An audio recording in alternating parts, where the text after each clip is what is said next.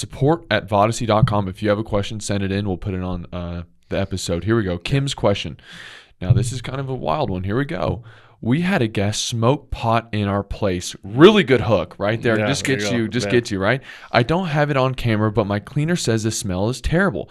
How do I document a smell? She's taking pictures of bedding where the dust from the rolling joints. Is this an air cover instance? I hate to use that, but it will cost a ton to fix this. They violated Airbnb policy that clearly says no smoking.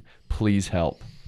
Yeah, that's a tough one, Kim, because you're exactly right. You can't document smell. It is very difficult to be able to document a smell. And air cover, Airbnb, they are always going to, and they will stand behind you. It can be a little bit more of a pain in the butt on whether you run down that road or not, but it can be cleaned up. You know, the ozone, you can get an ozone machine in there and they can help with that smell and a lot of times get it out of the, you get it out of the furnitures and the, the linens and stuff. Yeah.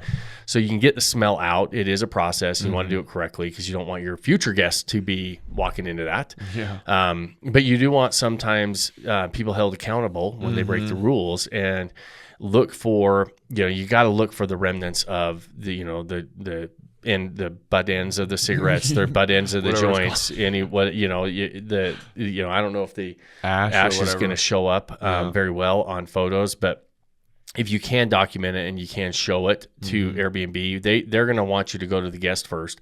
Air cover is not always, we always have to remember who's customer Airbnb, who's really Airbnb's customer. It's not us as the host. We're vendors.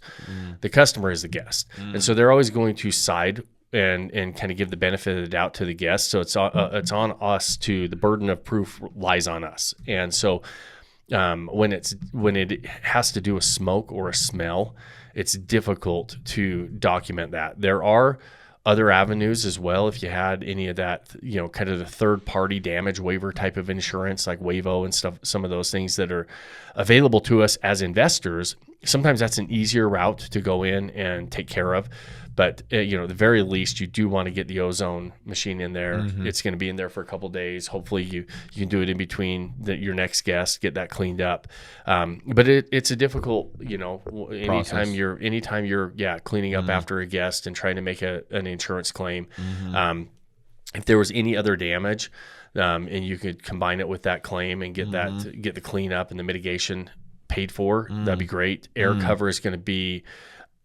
we've had plenty of our members who have gone down that road and collected from air cover, and then obviously when they collected, you're protected on a bad review because it can be deemed as retaliation, if you will, and Airbnb will remove that. So I'm not saying they won't work with you.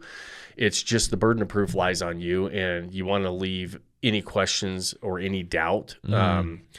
If there is any doubt or any questions, I guess I should say it this way, is your likelihood of getting coverage from air cover and getting that support from Airbnb is going to go down the more doubt there is. Yeah.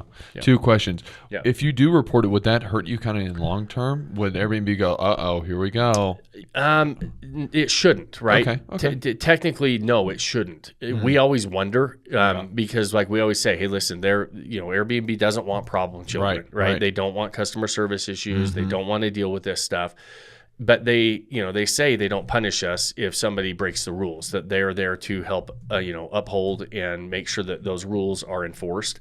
And so they say that doesn't punish us. We always wonder as hosts because we feel like it does a little bit. And so it's always in the back of our mind that we feel like it does. Nothing real definitive that we can say, we know that the algorithm doesn't like that, because they say, no, we're here to help you enforce those rules. Yeah. I'm going to put you in a corner now. Okay. They have this person, your cleaner goes in, lets you know it smells in here, but you have a booking maybe the next day. Would you cancel that upcoming booking? Would you talk to them? How would you handle that if you get this? Communication, always over communicate. Yep. Like say, hey, listen, we walked in here, the place smells like smoke. The place is not, it's going to be, we're going to try to get the smell out of there.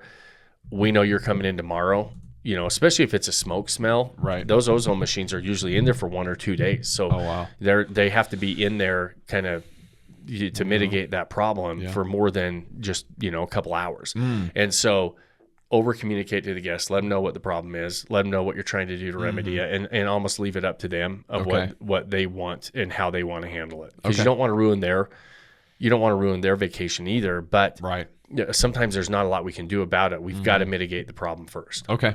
Next question here, support@vodyssey.com. Anthony, what is the current Vodyssey recommended super smart door lock? So we use the Schlage code, and I don't think I pronounced that right. I think it is actually Schlage, if I am pronouncing it correctly. But that seems to be the kind of the preferred one that a lot of short-term rental operators use, management companies use. It's great. It's Wi-Fi enabled. You can set custom codes for your guests during specific times. You can specific check-in, check-out times that their lock is going to work. Very easy to use. You can see whether it's unlocked or locked when they access it, all those different things. You can unlock it remotely if they're having a problem. And so lots of different options with that door lock. And so that's the one we use, and it's the one we recommend. And it seems to be the number one recommended kind of across the board in the short-term rental world.